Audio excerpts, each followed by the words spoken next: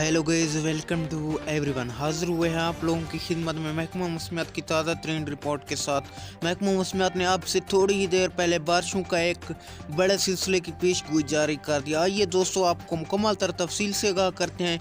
महकमा मौसमियात की ताज़ा तरीन रिपोर्ट के मुताबिक आज पंजाब के तमाम इलाकों में मौसम अबरआलूद रहने और मुख्तलिफ मकामात पर बूंदाबांदी और हल्की से दरमियानी बारिशों का इम्कान है। याद रहे, पंजाब भर में नॉर्मल बारिश होगी और फिलहाल कोई शदीद तूफ़ानी बारिशों का इम्कान नहीं।